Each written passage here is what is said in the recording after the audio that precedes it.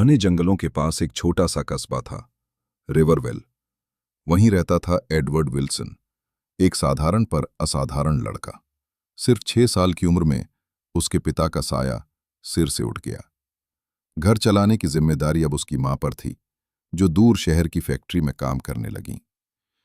दिन भर फैक्ट्री और सफर में निकल जाता और घर की देखभाल की जिम्मेदारी उस नन्हे बच्चे पर आ गई। एडवर्ड ने बचपन में ही समझ लिया, जिंदगी किसी पर मेहरबान नहीं होती, उसे खुद मेहनत से मोड़ना पड़ता है। वो अपने छोटे भाई बहनों को खाना बनाकर खिलाता, स्कूल जाता और फिर घर के काम करता। पैसों की कमी ने उसे 10 साल की उम्र में काम करने को मजबूर कर दिया। छठी क्लास के बाद उसने पढ़ाई छोड़ दी और पेंटिंग का काम शुरू किया। 16 साल की उम्र में उसने फर्जी दस्तावेज बनाकर आर्मी में भर्ती ले ली। वो अपने हालात से लड़ना चाहता था, भागना नहीं। लेकिन किस्मत ने उसे 1 साल में ही बाहर निकाल दिया। इसके बाद उसने ट्रेनों में कंडक्टर की नौकरी पाई और साथ में लॉ, कानून की पढ़ाई शुरू की। जब जिंदगी संवरने लगी थी, एक झगड़े ने सब खत्म कर दिया। वो डिग्री भी नहीं पूरी कर पाया और शहर छोड़ना पड़ा।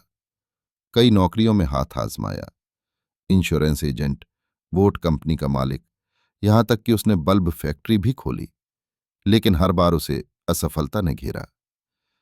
35 साल की उम्र तक वो दर्जनों काम बदल चुका था, पर सपने अभी जिंदा थे। फिर उसने एक पेट्रोल स्टेशन पर काम शुरू किया। वो यात्रियों को नाश्ता भी देने लगा। उसी नाश्ते की एक स्पेशल डिश ने उसका जीवन बदल दिया। लोग दूर दूर से उसका खाना खाने आने लगे।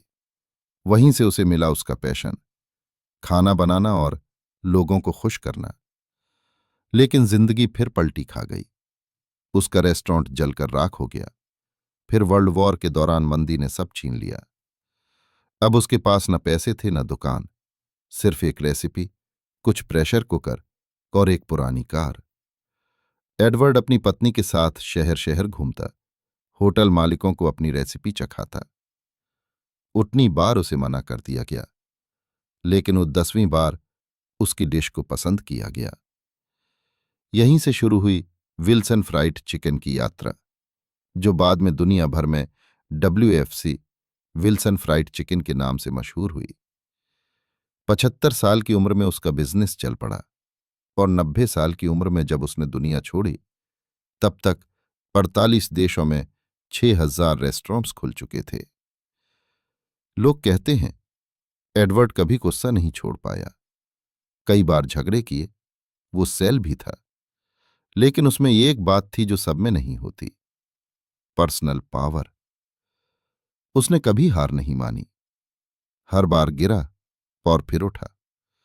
उसने साबित किया कि आपका अतीत आपके भविष्य के बराबर नहीं होता। उसका नाम अब सिर्फ एक ब्रांड नहीं, एक प्रतीक है, धैर्य, जुनून और निरंतरता का।